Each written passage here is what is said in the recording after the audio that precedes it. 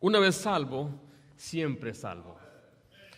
La salvación es eterna, la salvación depende de Dios, la salvación no depende del hombre, la salvación es lo que Dios nos ha dado a nosotros, porque una vez salvo, siempre salvo. El que es salvo hoy, siempre lo será. ¿Por qué dices esto, hermano? Porque así enseña la Biblia. La Biblia enseña que cuando usted confía en Cristo como su Salvador personal, como el único que lo puede salvar, como el único que lo puede perdonar, el quien derramó su sangre, quien murió por usted y resucitó con poder y gloria, usted es salvo. Una vez salvo, siempre salvo. Porque hay quienes enseñan que la salvación se puede perder. Obviamente no conocen las Escrituras. He hablado con mucha gente tocando puertas por más de 20 años y la pregunta que siempre le hago a una persona: ¿has leído el libro de Romanos? ¿Has leído el libro de Colosenses? ¿Has leído el libro de Gálatas? ¿Has leído el libro de Juan? Y siempre me dicen no. ¿De dónde sacan las enseñanzas que la salvación se pierde? Bueno, se viene por filosofías y el pensamientos humanos, porque sabemos que hay recompensa aquí en la tierra y hay también castigo. Y creemos que Dios funciona de la misma manera. Hay quienes toman la Biblia y toman versículos y los tuercen. Dice, el que persevera hasta el final será salvo. Pero quiero decirle a usted que no siempre lo que la Biblia dice salvo se refiere en salvación. Por ejemplo, cuando Pedro andaba sobre el agua y se empezó a hundir, él dijo: Señor, sálvame. ¿Le decía, sálvame de mis pecados? ¿Le decía, sálvame del infierno? No, se estaba hundiendo, solamente no se quería ahogar. Y el que perseverará hasta el final, se trata de la tribulación, porque un día vendrá una gran tribulación donde la gente va a morir, pero la gente tiene que perseverar en fe y será salvo. Dios va a preservar su vida aquí sobre la tierra. Un texto fuera de contexto es un pretexto. Un texto fuera de contexto es un pretexto. Y hay quienes toman versículos fuera de contexto y los convierten en un pretexto. Y es una enseñanza, una herejía falsa. Pero la Biblia enseña claramente que una vez salvo, ¿qué? Siempre salvo. ¿Usted es salvo? Muchos llaman decir salvo aceptar a Cristo. Otros dicen que es recibir a Cristo. Otros dicen que es creer en Cristo. Ambos es la misma cosa. Una vez salvo, siempre salvo. Hay quienes no les gusta esta verdad, porque dicen, no, entonces yo puedo matar. O rápidamente van, no, yo puedo matar. Es lo primero que dicen. Pero eso no es lo que la Biblia enseña. No nos malinterprete, no nos confunda con lo que enseña la Biblia, la palabra de Dios. Ay, ¿qué tal si yo cometo fornicación? No, ¿qué tal si yo cometo adulterio? ¿Qué tal si yo maquino? ¿Qué tal si yo miento? Bueno, en este pasaje que leímos vimos a un hombre que cometió todos esos pecados en un solo capítulo. Un hombre llamado David. ¿Quién era David? David era el rey de Israel. ¿Quién era David? Dice la Biblia que él era el dulce cantor. La Biblia dice que David era un profeta en Hechos 1:16. Dice, varones hermanos, era necesario que se cumpliese la escritura por el Espíritu Santo cuando habló por la boca de David. David era un profeta. David también era un siervo de Dios. Dice, por boca de David tu siervo. David también era fiel. Dice, por cuanto David había hecho lo recto ante los ojos de Jehová y de ninguna cosa que se les mandase se había apartado en todos los días de su vida, salvo en lo tocante a Urías Eteo. David fue fiel a Dios, era un profeta, era el dulce cantor de Israel. Dice que no había otro hombre como él que tenía el corazón conforme al de Dios. ¿Era salvo David? ¿Está David en la gloria en este momento, usted cree? ¿Perdió David su salvación? En este pasaje vemos un grave pecado que cometió David. El pecado quiere decir errar al blanco. Es no obedecer a Dios. Es hacer algo que a Dios le desagrada. Todos nosotros, ¿verdad? ¿O nomás yo? ¿Todos? Vea lo que dice 2 Samuel 11:27. Veamos el pecado grave que cometió David. Dice, y pasó el luto, envió David y la trajo a su casa. Y fue ella su mujer, y le dio luz a un hijo. Vea lo que dice la última frase. Mas esto que David había hecho fue desagradable ante los ojos de Jehová. David cometió un grave pecado. Vea el versículo 4. Primeramente él cometió adulterio. Dice, y envió David mensajeros y la tomó. Y vino a él, y él, ¿qué dice ahí? Esta era una mujer casada. Él era un hombre casado.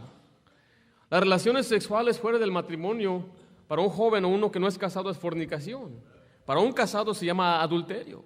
Y ambas cosas, dice la Biblia, que los va a juzgar Dios. un pecado muy grave. Y eso fue lo que hizo David.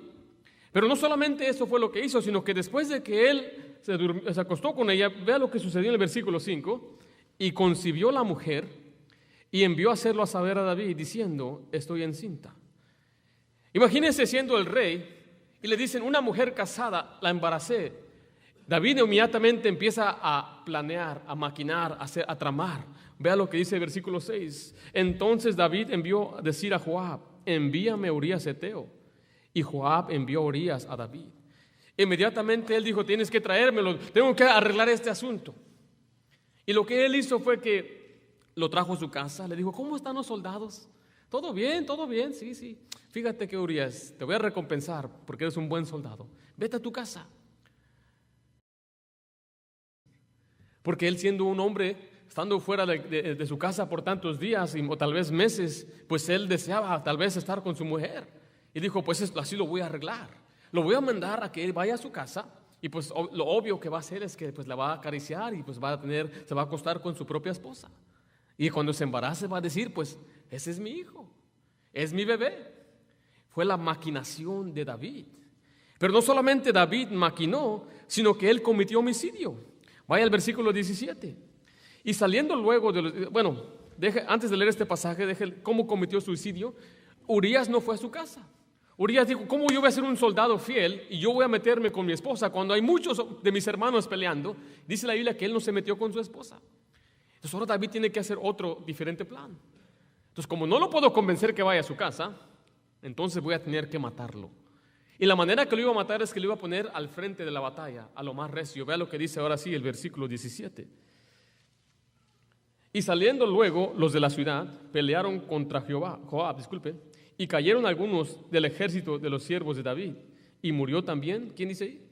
Urías Eteo. Pero no solamente eso, sino que ahora él había cubrido su pecado. Entonces vemos que él cometió adulterio, después maquinó y mintió, y después cometió homicidio, y después cubrió su pecado. ¿Esto el Señor lo sabía? ¿Esto le desagradaba al Señor? Pero si no fuera por menos, vea lo que dice el capítulo 12, versículo 9. Esto fue otro grave pecado que él hizo. Dice, ¿por qué pues tuviste en poco la palabra de Jehová, haciendo lo malo delante de sus ojos?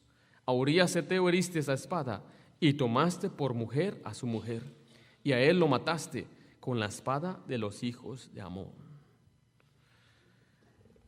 David cometió un grave pecado. ¿Cree usted que es grave este pecado?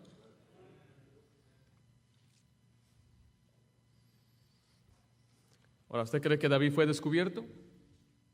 Dice el capítulo 12, versículo 1. Vemos la amonestación de un profeta. Dice el versículo 1 del capítulo 12. Jehová envió a Natán a David y viniendo a él le dijo y le contó una historia. Le dice que había un hombre rico que tenía muchas ovejas, pero había otro hombre pobre que solamente tenía una ovejita. Un día aquel hombre rico tuvo visitantes, pero en vez de tomar de sus propias ovejas, él le quitó la oveja a aquel que no tenía, que tenía solamente una. Y David se indignó y dijo, ese debe pagar 4 tantos. Y vea lo que le dice el profeta en el versículo 7. Entonces dijo Natán a David, tú eres aquel hombre.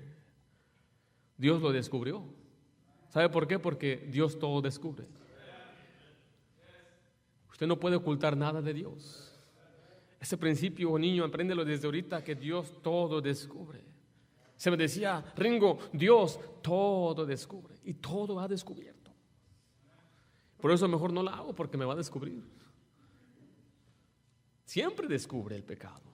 Dice la Biblia, tu pecado te alcanzará. Y después fue declarado el juicio. Vea lo que dice el versículo 10. Por lo cual ahora no se apartará jamás de tu casa la espada, por cuanto menospreciaste y tomaste la mujer de Urías Eteo para que fuese tu mujer. El profeta declaró que es su juicio y después le dijo lo que iba a suceder. David no iba a quedar sin castigo. Muchos piensan que Dios cuando se da cuenta o Dios no castiga, pero ¿usted cree que Dios castiga? Pues vamos a ver lo que dice la palabra de Dios. Ahora, ¿David era salvo? ¿David hizo algo que le desagradaba a Dios? David no quedó con castigo. Vaya conmigo a Salmo 32 y vamos a ver cómo le pesaba en su corazón. Esto que hizo David era algo que no lo dejaba en paz.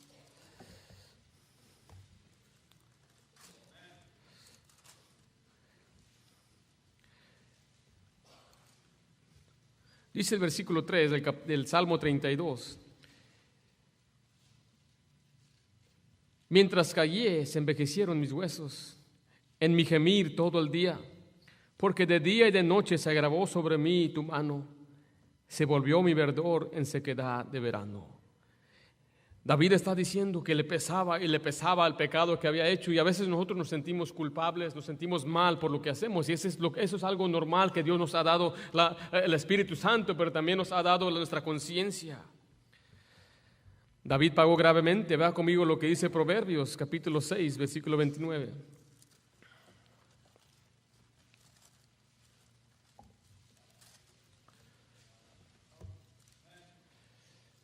Dice el versículo 29, dice: así que el que se llega a la mujer de su prójimo no quedará, ¿qué dice ahí? Esa palabra impune significa sin castigo. No quedará impune ninguno que la tocare. O sea que Dios mismo declara que el hombre que comete adulterio, dice, no va a quedar sin castigo. ¿Usted cree que esa persona que anda metiéndose con cualquiera después sale libre? No queda impune, no queda sin castigo. Y David tampoco quedó impune, no quedó sin castigo. Volvamos a 2 de Samuel, capítulo 12, versículo 6.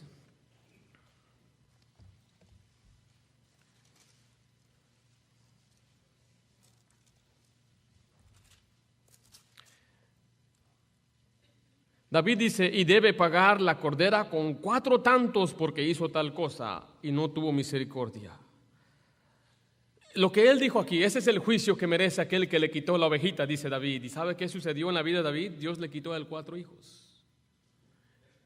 Él mató a un hombre y Dios le quitó a él 4 hijos. ¿Qué duele más que nuestros hijos? Que nuestra compañía se vaya a la quiebra, que perdamos nuestros autos, que perdamos nuestra casa. No se compara a perder un hijo. He visto yo el lloro y el dolor en el corazón de las personas que pierden físicamente a un bebé recién nacido. Las esperanzas que tenían para él eran optimistas, los planes que tenían, un día va a ser un niño grande, pero esos deseos, esos sueños fueron cortos por alguna enfermedad o algún accidente. Yo veo a mis hijas, a mis chiquitas, y doy gracias a Dios por ellas y las abrazo y digo, Señor, yo no sé qué haría si tú me las quitas. Dios le quitó a Amnón, a David, le quitó a Absalón, mató al hijo de Betsabé y a otro hijo que se llamaba Adonías. 4 hijos perdió David. No quedó sin castigo. No creamos que porque somos salvos no perdemos la salvación, pero no podemos hacer lo que queramos. Y tenga usted cuidado, si usted es un padre, una madre, usted tiene hijos, por ahí llegan. Vea lo que dice 2 Samuel 12:10. Por lo cual ahora no se apartará jamás de tu casa la espada. No solamente sus hijos murieron, pero mira, Amnón, su hijo mayor, él violó a su propia hermana. Y después aquel otro hermano, medio hermano de Amnón, hermano de la hermana que él violó, lo mató. Y después Absalón se rebela contra su propio padre y se levanta con un grupo de hombres para quitarlo del reino, usurpar su reino y ponerse él de rey. Imagínese ser traicionado por su propio hijo. Y si le fuera poco, dice la Biblia que cuando él estaba en batalla, su hijo de él contra David, David decía, no hagáis daño al muchacho. No hagáis daño al muchacho por amor a mí. Pero Joab no le importó y mató al hijo de David.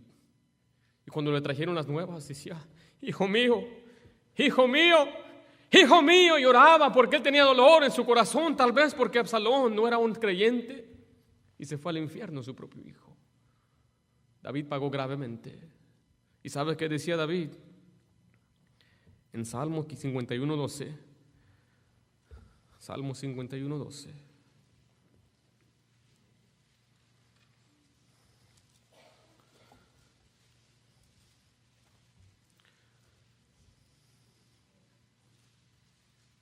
Decía, vuélveme el gozo de tu salvación, Señor, y espíritu noble me sustente. Oh, David era salvo. David tenía a Cristo en su corazón, pero tenía sufrimiento a causa de su pecado. Decía, Dios, ya no soy feliz. Soy salvo, pero no tengo felicidad. Soy salvo, pero no tengo gozo en la tierra. Y decía, Señor, vuélveme tu gozo de tu salvación. David perdió su salvación. En este capítulo fue escrito inmediatamente después de que él perdió a su hijo, al bebé. Y quiero decirle a usted en este día que David no perdió su salvación, pero sí perdió su gozo. Quiero decirle también este día que Dios da seguridad al creyente. Una vez que esté salvo, usted será salvo para siempre. Igual que David, si algún día usted cometa algún agravio, algún pecado, usted deshonra a Dios, usted aborrece la palabra de Dios, usted no pierde su salvación. Pero vamos a ver lo que sí pierde, porque hay un precio que pagar siempre. El creyente, primero quiero que entendamos, es que el creyente nunca deja de pecar. Cuando usted recibe a Cristo, cuando usted lo acepta, usted no automáticamente se volvió en un santo ángel. ¿Verdad que no? Usted es el mismo. Y tiene que aprender a mejorar y a crecer. Vea lo que dice 1 de Juan 1, versículo 8. Hay quienes dicen, no, mira, cuando yo acepto a Cristo ya no peco. Y me han dicho, yo ya no peco. Tengo pecas, pero ya no peco.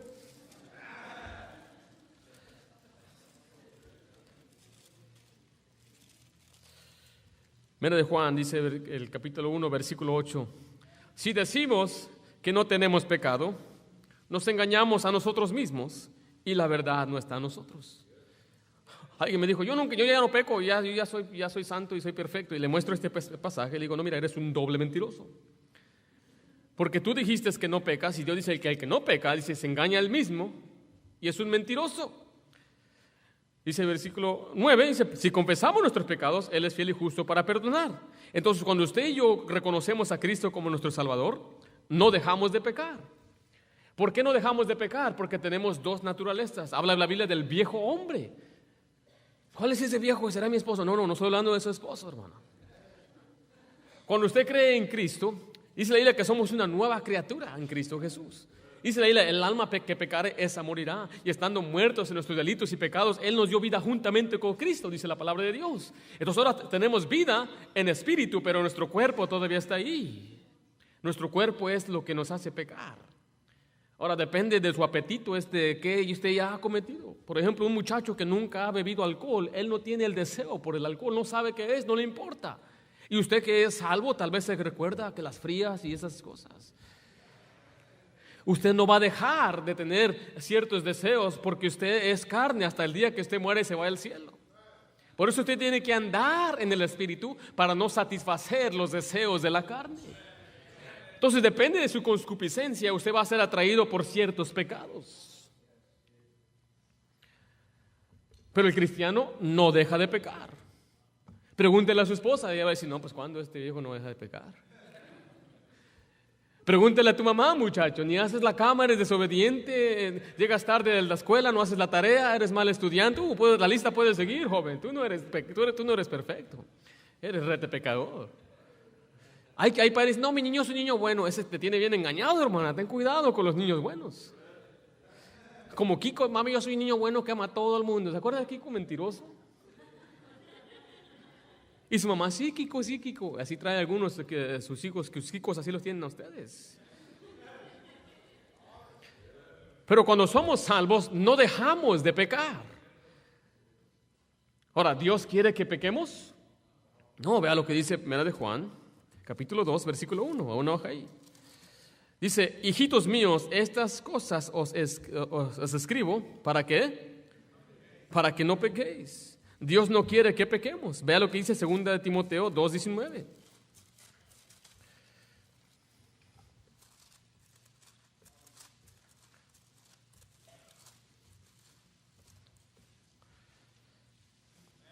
Dice, pero el fundamento de Dios está firme, teniendo este sello, conoce el Señor a los que son suyos. Y dice, y apártese de iniquidad todo aquel que invoca el nombre de Cristo.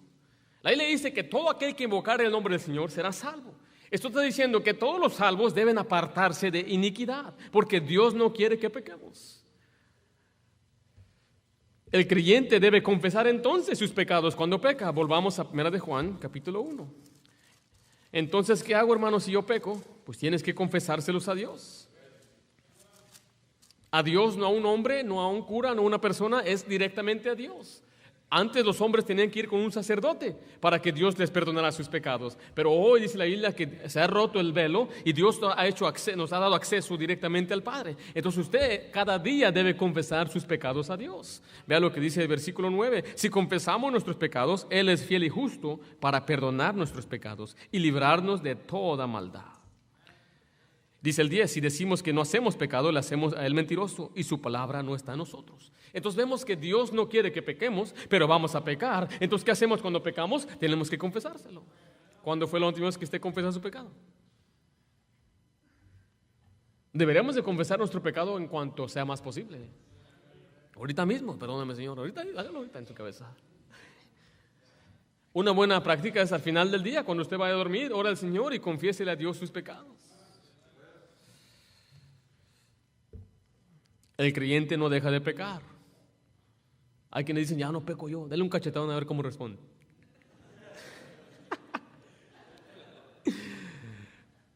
Letra B, bueno, en segundo lugar, el creyente pierde la comunión con Dios. El creyente pierde la comunión con Dios. Cuando una persona peca, pierde su comunión con Dios. ¿Qué es la comunión? Es una amistad o un compañerismo que podemos tener con Dios. No perdemos nuestra salvación ni perdemos nuestra posición en Cristo, pero sí perdemos nuestro compañerismo con Cristo. Por ejemplo, el hermano Jorge Coronel tiene a su hijo Luis, venga así que rapidito, y Luis de vez en cuando se porta bien, mal, veámonos, sí. Sí se porta mal de vez en cuando. ¿Sí? Si un día viene Luisito, viene para acá, y usted queda ahí, y agarra unas piedras y quiebra las ventanas del vecino, y se va corriendo, y va a su casa y viene la señora, oiga, señor, su hijo quebró mi ventana. Pero no, tranquilo. No quiere actuar, ¿ya? Entonces, lo va a regañar, lo va a castigar y pierde su comunión. Y cuando venga el paletero y él quiere una paleta, y las paletas vienen, stop. Y luego él se para el paletero y él corre, papá, ¿me das para una paleta? ¿Qué va a hacer usted? Está loco, ¿verdad? ¿Deja de ser su hijo? Pújalo poquito. Lárguese, aquí no dejarle para usted. ¿Le va a decir algo así? ¿Lo va a correr de su casa? ¿Le va a encerrar y decir, Luis, ya estás por tú, ya eres destituido de mi casa? Devuélveme tu apellido. ¿Le va a decir así?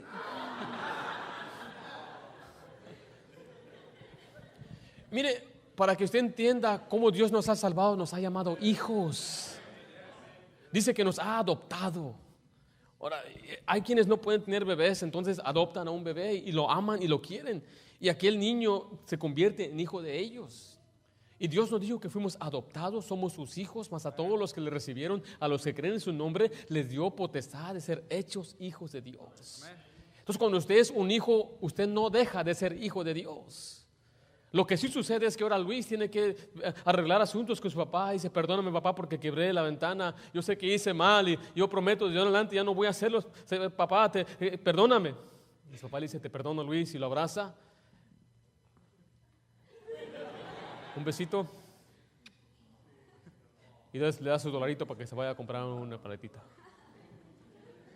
Démelo a mí para que yo lo... Okay, gracias, más, tomen asiento. Lo que pierde es una comunión. Imagínense si existiera el divorcio de hijos.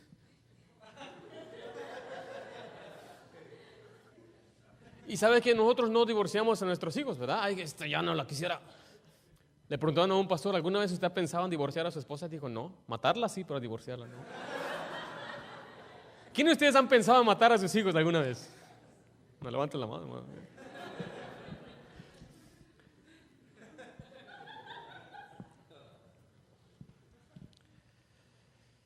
El creyente pierde su comunión con Dios. Así enseña la palabra de Dios. Si usted es nuevo y es algo que está aprendiendo, usted siga viniendo a la iglesia, usted lea la palabra de Dios. El problema es que muchos se dan por vencidos porque leen 2, 3 capítulos, se cansaron, les dolió la cabeza y mejor prenden la tele. Aunque usted no entienda la Biblia, porque mire, no es un libro de Dr. Seuss, hermanos. Muchachos, no Dr. Seuss. Green Eggs and Ham, este no es, hermano. No es brinca la tablita y ya me cansé. Está grueso el libro. Por lo tanto, necesitas un maestro que te enseñe de la Biblia. Pero no nomás tomes las enseñanzas de aquí como así se acabó. Usted regrese a su casa y escudriñe las Escrituras. Pero después de que usted ha leído de pasta a pasta esto unas 10 veces, usted va a creer, una vez salvo, siempre salvo.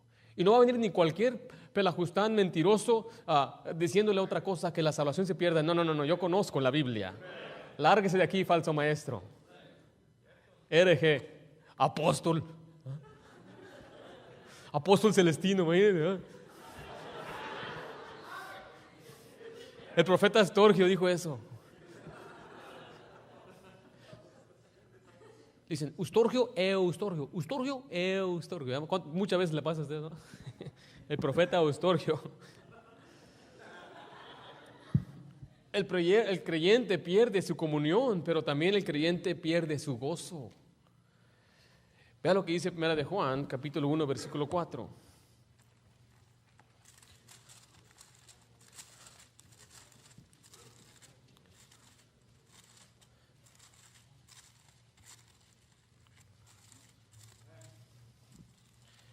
Primero vimos en el capítulo 1, en el capítulo 2, hijitos, estas cosas os he escrito, el capítulo 2, versículo 1, hijitos míos, estas cosas os escribo para que no pequéis. ¿Recuerdan eso? Ahora vean lo que dice el versículo 4 del capítulo 1. Estas cosas os escribimos para que vuestro gozo, ¿qué dice ahí? Sea cumplido. Una persona que vive en pecado no puede tener gozo. No vive en gozo. Quiero que usted entienda que el pecado es una ilusión de gozo. El diablo quiere que usted piense que el pecado es divertido. ¿Por qué la gente peca? Porque está buscando placer, está buscando gozo. ¿Por qué bebe la gente alcohol? Porque está buscando gozo. La Biblia dice, hay que beber y comer porque mañana, y ser alegres porque mañana moriremos. La gente busca el gozo de esa forma. ¿Por qué la gente se mete con cualquier hombre o cualquier muchacha? Porque está buscando gozo. ¿Por qué roba? Porque busca placer en algo que no le pertenece a él. Pero es una ilusión. No es un verdadero gozo, es momentáneo. Y la Biblia lo enseña. Sí, el gozo trae placer, es placentero, pero por un momento. Observe lo que dice Hebreos capítulo 11, versículo 24.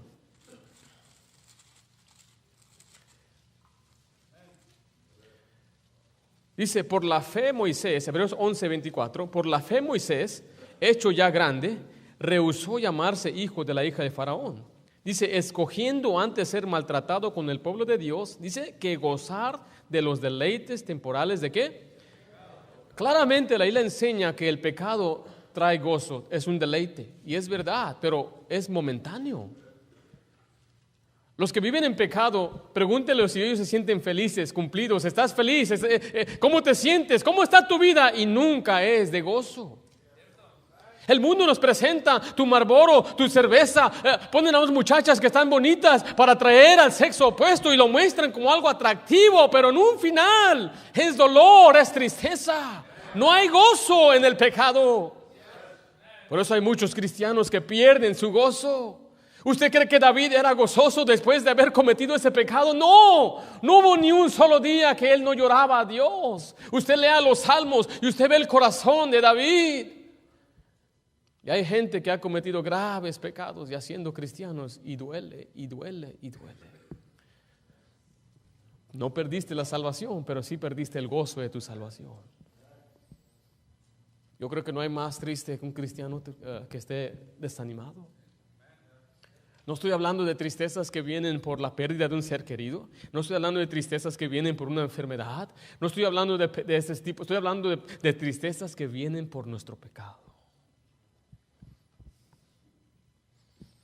El creyente pierde su gozo.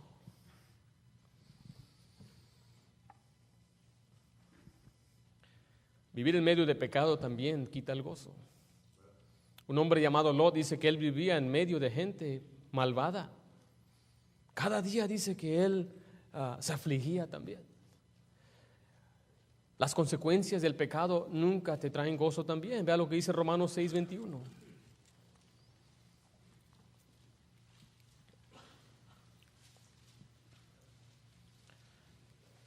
Dice, pero ¿qué fruto tenéis de aquellas cosas de las cuales ahora os avergonzáis? Porque el fin de ellas es muerte. Antes de usted conocer al Señor, tal vez había cometido algún pecado y en su ignorancia, y ahora le da vergüenza, ¿verdad?, hablar de esas cosas. No, ni me recuerdes. A todos nos da vergüenza que nos hablen de algo mal que hicimos. A veces en la casa bromeamos, ¿te acuerdas cuando tú hiciste eso? A mis hermanos, empieza con algo chiquito, pero va creciendo algo más severo.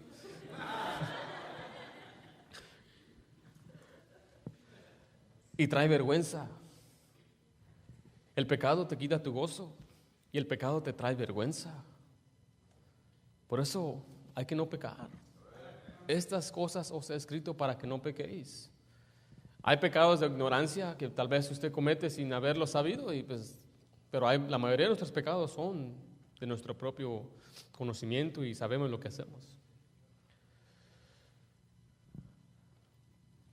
El creyente no deja de pecar. El creyente pierde su comunión con Dios. El creyente pierde su gozo. Pero ¿sabe qué? La salvación aún está segura en Dios. ¿Cómo sabemos? Mire, Dios nos dio este libro. Hay quienes dicen, yo no me siento salvo. Y a veces yo no me siento mexicano. No dejo de ser mexicano. Eso es absurdo, es algo ridículo decir, pues es que no me siento salvo. Hay quienes se sienten ser mujeres cuando son hombres. Soy un transgénero, no es cierto, todavía sigue siendo hombre. O una falsedad o una ilusión de muchos que dicen, pues yo soy un hombre atorado en el cuerpo de una mujer. Hay quienes dicen, yo soy un gato. Y una mujer, ella se viste de gato y anda, se arrastra en el piso y dice, es que soy gato, nací en un cuerpo de gato. Otra mujer se casó con un robot. Este es mi esposo. El simple hecho que usted se imagine, no sé si dejó el gas prendido, le pegó un caballo, pero no se base en lo que usted se siente, básese en la verdad, en lo que dice Dios. Y Dios nos dijo en este libro que la salvación, Él no la perdemos. Te lo voy a comprobar. Primera de Juan, capítulo 5. Él nos dio su testimonio.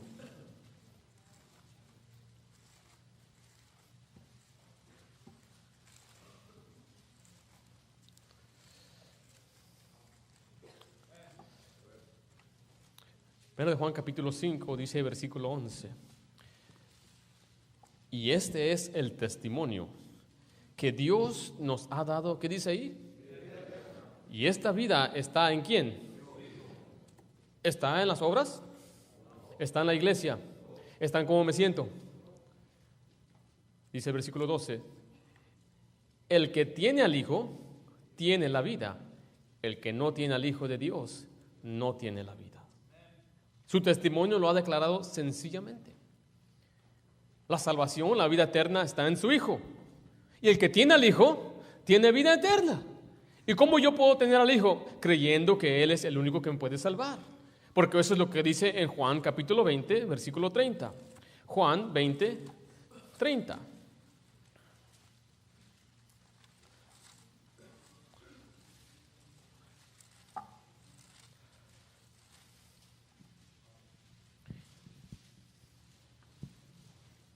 Y en este pasaje quiero que vamos a entender el propósito de los milagros. Porque muchos quieren hablar de milagros y Dios hizo sanidades. Vamos a ver por qué lo hizo.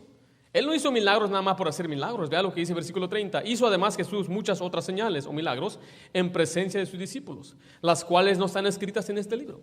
Pero estas se han escrito para que creáis que Jesús es el Cristo, el Hijo de Dios, y para que creyendo tengáis, ¿qué dice? Vida en su nombre. O sea que la Biblia nos dio los ejemplos de los milagros de Dios, no para decir, hola, Dios va a hacer este milagro, ahorita voy a levantar a un muerto. No, es para que tú creas que Cristo es el Hijo de Dios y creyendo vas a tener vida en su nombre.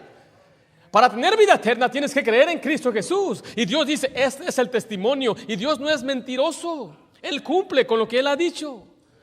Entonces podemos ver, bíblicamente hablando, que Dios nos dio su testimonio, nos dio su palabra. Y solamente he leído unos pasajes hasta ahorita, pero vamos a ver más acerca de eso.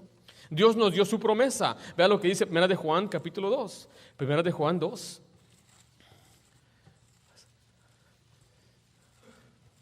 ¿Esta idea es nuestra de la Iglesia Bautista? No, ¿verdad? ¿Qué estoy usando? ¿Y solamente usé 2 versículos? ¿Solamente estoy usando un pasaje ahí medio torcido en Mateo? No, ¿verdad que no? Es algo absurdo creer algo tener enseñanzas y usted acepte cualquier enseñanza sin usted confirmar en la Biblia. La Biblia no es un libro difícil de entender. La Biblia dice que Dios no es un Dios de confusión y no es un Dios de desorden tampoco. Él quiere que el mundo sea salvo. Él escribió este libro primordialmente para la salvación de la gente. Pero hoy en día hay mucha gente que no quiere ni tomar un minuto para sentarse y leer estos versículos. Por eso ahorita le estoy mostrando más de 100 versículos para que usted se vaya ya bien lleno. A cabo de la semana tal vez no va a leer la Biblia. Dice 1 de Juan, capítulo 2,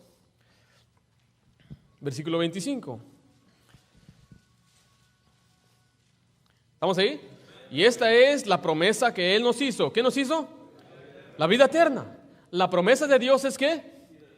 Ahora vaya conmigo a Tito capítulo 1, versículo 2.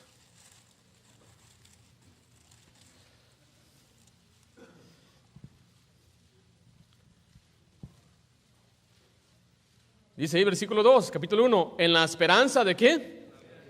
A la cual Dios, que no miente, ¿qué hizo? Prometió desde antes del principio de los siglos. Se dice Dios, mi promesa es la vida eterna. Y después este versículo dice que Él no miente. ¿Cuántos de ustedes varones no han cumplido unas promesas a su esposa? Era el lunes, era cuando llegue el trabajo, prepárate porque vamos a ir a comer. Ella se arregla y todo esto, llega, no se pudo. Al rato miras que no hay feria y no me pagó el chino, lo que sea, ¿verdad? Para el próximo lunes, porque usted y yo así somos mentirosos. Le rompemos las promesas a nuestros hijos, que te voy a llevar a Chuck E. Cheese y sacas buenas calificaciones. Luego le buscas cualquier mal cosa que hizo, no, entonces ya no lo quieres llevar. Pero ¿sabe qué? Dios no es como usted y yo. Él no es un mentiroso como usted y yo. Él cumple sus promesas. Dijo, la promesa que yo te doy es vida eterna. Pero dice la Biblia también que Él cumple sus promesas. Si Él te dio vida eterna, Él te la dio. Porque si no fue eterna, fue vida temporal por un rato. Y Él os prometió la vida temporal con tal de que seas bueno. Y Él os prometió vida eterna si te portas bien y perseveras al final y te bautizas y eres lleno del Espíritu Santo y guardas esas y vendes todas tus posesiones y te vas a servir a los pobres. Yo no sé dónde enseñan esas cosas, pero no está en la Biblia.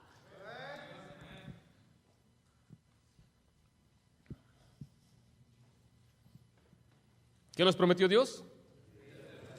Juan 5:24, vaya rapidito ahí.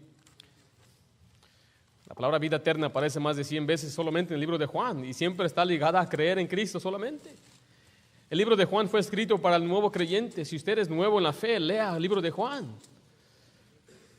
¿Quieren leer Apocalipsis? Bro, te faltan 65 libros. Apocalipsis es el último libro y ya quieren, yo quiero aprender qué pasa en el final. Primero aprende qué pasó en el principio. Por eso andan todos confundidos queriendo leer libros que no entienden porque no entiendes la Biblia. Juan 5:24 dice, de cierto os digo que el que oye mi palabra y cree al que me envió, dice, tiene vida eterna y no vendrá a condenación, mas ha pasado de muerte a vida. Dice, y no vendrá a condenación, no irá al infierno, no morirá eternamente en el lago de fuego. ¿Por qué? Porque tiene vida eterna. No dice tendrá, ¿verdad que no dice eso? Cristo aún todavía no había muerto y resucitado. Entonces desde ese tiempo la gente tenía vida eterna. Hay quien dice, no, es que tenía que resucitar para que tuvieran vida eterna, pero él habló estas palabras antes de morir en la cruz. Vea lo que dice Juan 6:47.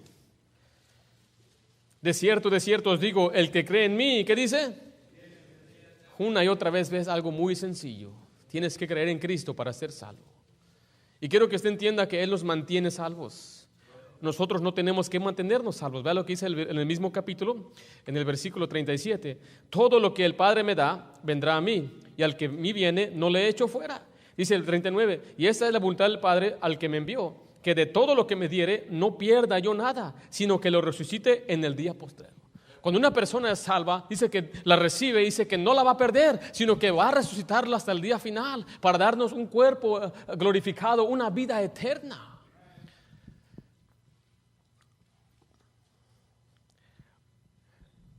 Nosotros no podemos hacer nada para perder la salvación tampoco. En Romanos 8, lo voy a leer por causa de tiempo, versículos 38 y 39, dice: por lo cual estoy seguro de que ni la muerte, ni la vida, ni ángeles, ni principados, ni potestades, ni lo presente, ni lo porvenir, ni lo alto, ni lo profundo, ni ninguna otra cosa creada nos podrá separar del amor de Cristo, que es en Cristo Jesús nuestro Señor. Nada nos puede separar de Dios, nada. Ahí le dice también que estamos en las manos de Dios. Mis ovejas oyen mi voz y yo las conozco y me siguen y yo les doy vida eterna y nadie las puede arrebatar de mi mano. Mi Padre que me las dio es mayor que todos y nadie las puede arrebatarle de las manos de Dios. Yo y el Padre uno somos, por si las dudabas, decía Jesús. Cuando usted está en la mano de Cristo, usted está seguro por siempre. Nadie nos puede arrebatar de su mano porque nadie es poderoso suficiente. Primera de Pedro 1:5, por favor.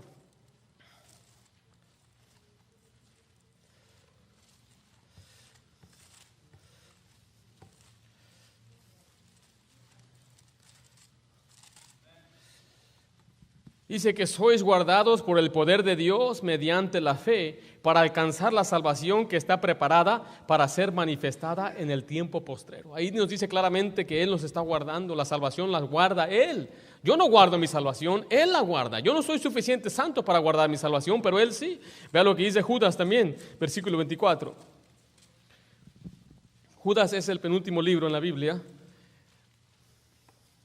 Dice: y aquel que es poderoso para guardaros sin caída y presentaros sin mancha delante de su gloria con gran alegría. Al único y sabio Dios, nuestro Salvador, sea gloria y majestad, imperio y potencia, ahora y por todos los siglos. Amén. Él es suficiente fuerte para ayudarnos sin caída y también para presentarnos limpios algún día para entrar a la gloria de Dios. Una vez salvo, siempre salvo. Una vez salvo, siempre salvo. Porque por gracia sois salvos por medio de la fe. Y esto no de vosotros, pues es un don de Dios. No por obras para que nadie se gloríe. Ay, tengo que hacer obras, pero ¿qué dice Pablo? No por obras para que nadie se gloríe. Pero tengo que ir a la iglesia, no por obras para que nadie se gloríe. Pero tengo que dar ofrendas, no por obras para que nadie se gloríe. Pero tengo que hablar en lenguas y bautizarme, no por obras para que nadie se gloríe. ¿Alguna vez usted se ha gloriado? Algunos miré que echan un gol y se glorían. ¡Gol! Y piensa que todo el mundo lo está viendo a ellos. Y la gloria, usted siente la gloria, ¿verdad? Del gol que echó.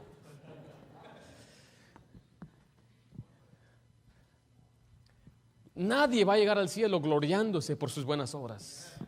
Porque fui bueno, porque fui a la iglesia, fui santuchón, di dinero a los pobres. Y no me malentienda, esas cosas son buenas, a Dios le agrada, pero no, nadie se va a gloriar en el cielo porque las obras no salvan.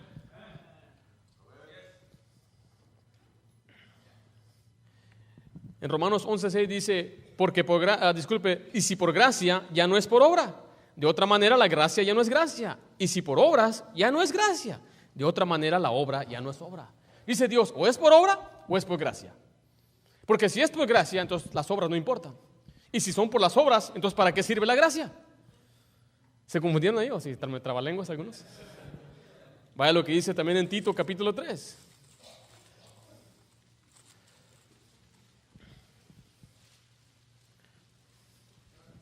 ¿Estamos ahí? Tito capítulo 3, versículo 4 dice: pero cuando se manifestó la bondad de Dios nuestro Salvador y su amor para con los hombres, nos salvó, no por obras de justicia que nosotros hubiéramos hecho. Recuerden, no es por obras, dice, sino por su misericordia, por el lavamiento de la regeneración y por la renovación del Espíritu Santo, el cual derramó nosotros abundantemente por Jesucristo nuestro Salvador. Dice, para que justificados por su ¿qué? Dice, viniésemos a ser herederos conforme a la esperanza de ¿qué? Ese pasaje ahí está tremendo. Dice que Dios mismo es nuestro Salvador porque Jesús es Dios. Dice que nos salvó no por las obras de justicia, por nuestras buenas obras, por nuestro buen comportamiento, sino por su misericordia. Pero dice también mediante su gracia nos justificó para darnos una vida eterna. Una vez salvo, siempre salvo. Una vez salvo, ¿qué? ¿Usted es salvo? Entonces lo que dicen, entonces puedes hacer lo que tú quieras y vivir como quieras. No. No seas tonto, nadie enseña eso. Yo no creo eso. Yo no creo que ahora que eres salvo puedes vivir como se te dé tu regalada gana. No, eres una águila, no vivas entre los gallinas ya estás viviendo allá, eres en un plano más alto. No vivas entre los marranos, no somos nosotros esas cosas. Entonces, he hablado con mucha gente y dicen, entonces tú tienes licencia para pecar. No, apenas tengo licencia para manejar. Reprobé 2 veces y apenas me la dieron. La licencia que se nos da se nos dice que no es un privilegio, no es un derecho, es un privilegio. Entonces nosotros tenemos privilegios de servir a Dios. No es que ahora yo puedo vivir como me dé mi gana. Así que el creyente tampoco queda sin castigo si peca. Gálatas 6:7 dice, no os engañéis, Dios no puede ser burlado. ¿Alguna vez sus hijos se han burlado de usted? O sea, que lo han engañado. ¿Usted pensó algo y no era verdad? ¿Cómo se siente usted? ¿Se enoja? ¿Se siente indignado? ¿Le da coraje? Pero dice la Biblia que de Dios nadie se burla. No puede usted ocultar su pecado. No puede usted ocultar lo que usted mira en su teléfono. Yo no sé qué sus cosas sucias ves ahí, pero tú no puedes esconderte de Dios. Puedes poner incógnito, joven, pero de Dios nadie se burla. Puedes esconderte y borrar todo lo que tú has visto en tu historial y todo, pero de Dios nadie se burla. Dios nos libertó del infierno, pero esto no nos da licencia de hacer lo que queramos. Dice Gálatas 5:13.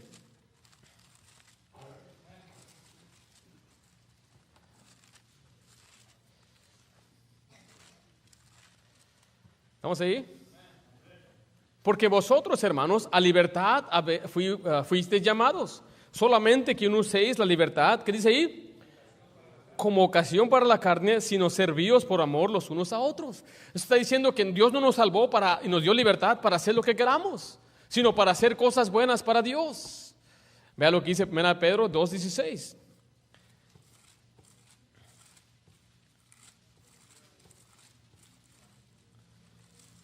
¿Estamos ahí?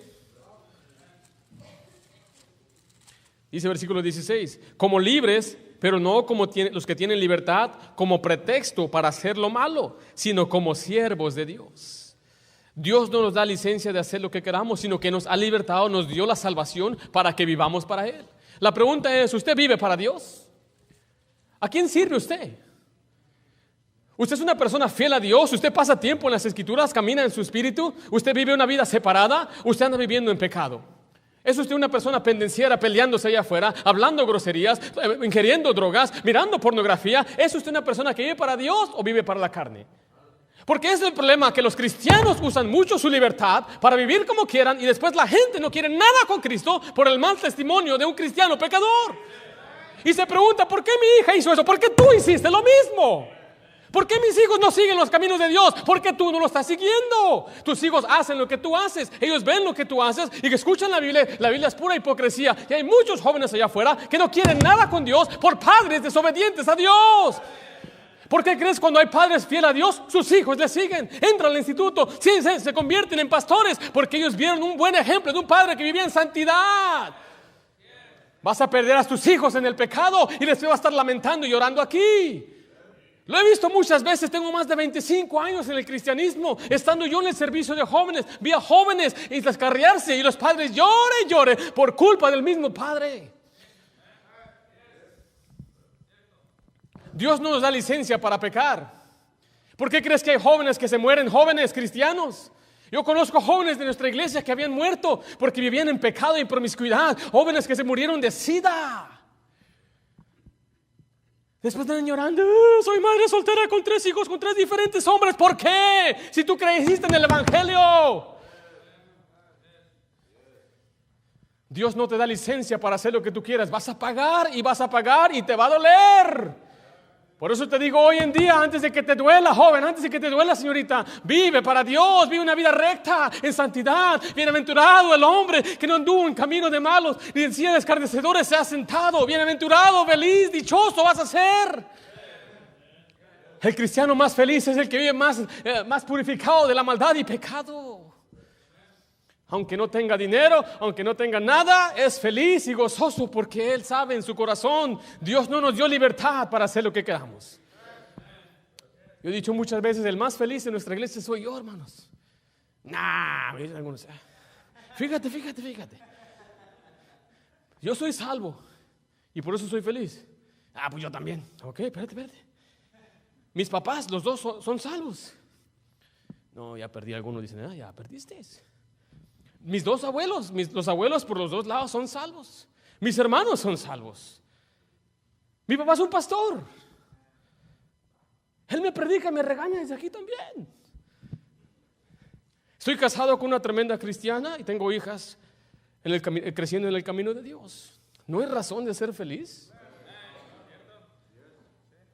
Y por eso yo le decía muchas veces a los jóvenes, yo soy el más feliz en esta iglesia. Mi hermano cuando se case podrá decir, pues yo soy feliz, Y después de que tenga por lo menos 4 podrá compararse a mí, pero todavía no llega ahí. Y hay quienes nos dicen que la vida cristiana es aburrida, que la vida cristiana no hay gozo, que la vida aburrida es estar encerrado y no hay diversión. Vamos afuera a divertirnos. No, eso no es diversión. Pagar child support no es diversión. Había un hombre que pagaba debía $100,000 en child support. Eso no es diversión. El dinero que yo es para mis hijas, no es para otro que se lo gaste el novio de aquella mujer. No. Eso no es felicidad, eso no es alegría. Dando dinero a otra, ahorita. Y aquella, quédate con mis hijos, mamá. Pues se va a disfrutar con otro barbaján. ¿Eso es felicidad? ¿Estás llamando a Ralph? ¿Qué es llamar a Ralph cuando se levanta el domingo en la mañana borracho? Se le andan saliendo las tripas y todo, no tienen ni saben dónde anduvieron. Qué triste. Una vez tocando puertas hablamos con una señorita y dice, una vez los muchachos me invitaron a una fiesta y se metieron algo en mi bebida alcohólica y me abusaron. ¿Qué andaba haciendo ella entre ellos? Buscando felicidad. Eso no es gozo. Eso no es felicidad. El gozo es vivir en santidad para Dios. El gozo es vivir una vida recta a Dios, ante los ojos de Dios. Y no andes como muchos, dice la Biblia, y no giman en el final. En todo mal he andado. Jóvenes con enfermedades, hogares destruidos por una aventura. No tenemos licencia para pecar. Pero sí es cierto que una vez salvo, siempre salvo. Eso es verdad. Pero el creyente no queda sin disciplina. Hebreos capítulo 12 dice la Biblia.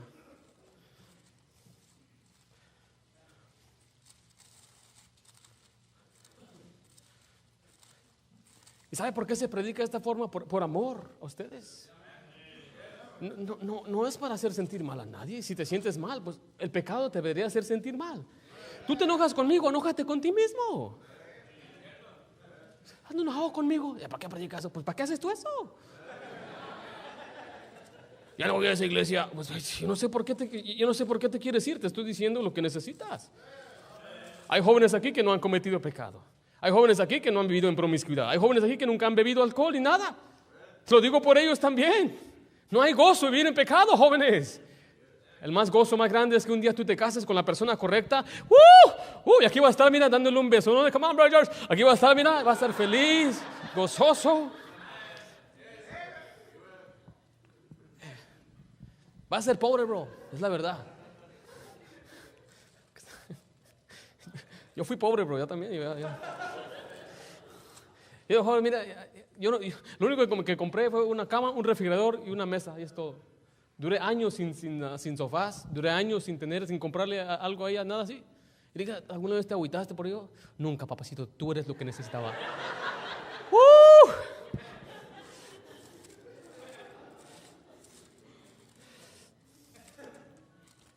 Hebreos capítulo 12 dice la Biblia. Versículo 4. porque aún no habéis resistido hasta la sangre, combatiendo contra el pecado. ¿Estoy en Hebreos o no? ¿Estoy en el correcto o no? Sí. Dice el versículo 5: y habéis ya olvidado la exhortación que como a hijos se os dirige diciendo: Hijo mío, no menosprecies la disciplina del Señor, ni desmayes cuando eres reprendido por Él. ¿Quién nos va a disciplinar? ¿Y quién nos va a reprender? Dice el 6: porque el Señor al que ama, ¿qué dice? Y azota a todo el que recibe por hijo. La palabra azota es darle duro. Y hay quien dice: mi hijo yo no le castigo. Ese va a crecer a ser un buitre, hermano. Te va a sacar los ojos. A los hijos se les debe disciplinar, así dice la Biblia. Dice que el padre al hijo que ama lo azota. ¿Y sabe cómo se azota? Con un cinturón, es el estilo mexicano. Algunos usan vara. Yo conocí a un hermano de Honduras, usaba una vara. Y la vara es más bíblica, hermanos. Y en la espalda. Pero si nosotros como padres le damos a nuestros hijos por el bien de ellos o el bien nuestro. El bien de ellos, pero ¿cómo? Si los estamos lastimando. Yo les he dicho a ustedes muchas veces, a mí me disciplinaban todos los días. No había ni un día que no venía vara sobre la espalda de este lomo. Un día. ¿Alguna vez yo le tuve resentimiento a mi padre? No. ¿Alguna vez yo sentí que era un abusón, un abusador? Jamás. Porque yo sabía que lo que se hacía era por el bien mío. Él me decía: mira, ahorita, porque hermanos, yo antes agarraba lo que no era mío. Era un ratero, pues. Y me decía mi papá: mira, ahorita estás agarrando una canica. Cuando crezcas vas a querer robar una televisión. Y vas a querer robarte un carro. Yo decía: wow. Y me daba baratas. Sópatelas. Dormía calentito, hermanos. Sin sábanas y sin cobijas, no ocupaba.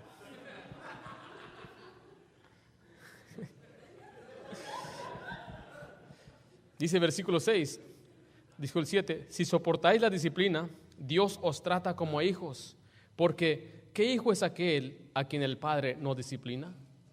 Hay hijos que los padres no los disciplinan. Vea lo que dice el versículo 8: pero si os deja sin disciplina, de la cual todos han sido participantes, entonces sois, hay una palabra muy fuerte, bastardos y no hijos. Un hijo que no tiene un padre en casa, pues no tiene quien le discipline de una manera correcta. Si no tiene la madre en su casa, no hay quien le disciplina. Pero Dios ha dado a los padres, madre, o papá y mamá. Pero si no tiene un padre o una madre quien lo disciplina, dice, es como un bastardo. Hay quienes crecen en la calle, ¿han visto que crecen en la calle? Yo me acuerdo cuando yo estaba en la escuela y la maestra me regañaba: le voy a llamar a tu mamá. No, me portaba bien y todo el día hasta hacía trabajos para la maestra, limpiaba y todo. Tenía un temor que le dijera a mi mamá. Y otro le decía: Kevin Johnson, I'm going to call your mom. Y decía: le voy a hablar a tu mamá. Y aquel decía: I don't care, call my mom, I'll call her for you. Así decía. Y decía: no me importa, llámale, yo la llamo si quieres. Así decía. Yo me le quedaba mirando, ese no le tiene temor a su mamá. ¿Sabe por qué? Porque lo dejaba sin disciplina. Pero Dios dice que no es así. Vea la siguiente parte. Por otra parte, tuvimos a nuestros padres terrenales que nos disciplinaban. ¿Y los qué dice ahí? Hay quienes aquí sus papás les pegaban con riatas mojadas. Y usted lo veneraba. Gracias, padre, por... Oye, papá, le dice: ¿te acuerdas cuando me dabas? Con un hueso te pegaba. No sé con qué te pegaba, pero... Dice ahí la siguiente parte: ¿por qué no obedeceremos mucho mejor al Padre de los Espíritus y viviremos? O sea, si nuestros padres terrenales nos disciplinan, ¿cómo no vamos a esperar que nuestros padres celestiales nos va a disciplinar? Y si nosotros venerábamos a nuestro Padre terrenal, ¿cómo no vamos a obedecer al Padre de los Espíritus? Por eso, hermano, no piense usted que se va a salir con la suya. Si usted es salvo y usted comete algo, Dios va a venir. Tal vez no hoy, tal vez no mañana. Y lo que usted debe hacer es arrepentirse: perdóname, Señor, confesar mi pecado. Pero aún así, aún Dios puede darle castigo, porque así sucedió con David. Él se arrepintió y Dios dijo: está bien, no vas a morir, pero nunca se apartará de tu casa la espada. Las consecuencias siempre vienen. No creamos que yo voy a pecar y al rato le pido perdón a Dios. No funciona así. No. Pero le quiero decir de nuevo que una vez salvo, siempre salvo. David dijo esto terminando con este pasaje en Romanos 4, versículo 6. Él reconoció que Dios mismo le había perdonado y no le ha inculpado pecado a él. ¿Estamos ahí? Dice el versículo 6, como también David habla de la bienaventuranza del hombre a quien Dios atribuye justicia sin obras, diciendo, bienaventurado aquellos cuyas iniquidades son perdonadas y cuyos pecados son cubiertos. David decía, qué bueno de aquellos el que el Señor había perdonado. Dice el versículo 8, bienaventurado el varón a quien el Señor, ¿qué dice ahí? No inculpa pecado. Cuando una persona es salva, los pecados son cubiertos. Cuando una persona es salva, dice la Biblia que Dios nos perdonó y después ya no nos toma en cuenta esos pecados. Así que si usted ha confiado en Cristo, usted puede tener la seguridad que una vez salvo, siempre salvo. ¿Así lo dice el hermano Ringo? ¿Así lo dice la Iglesia Bautista? Así lo dice la Biblia. Vamos a orar, todos ojos cerrados.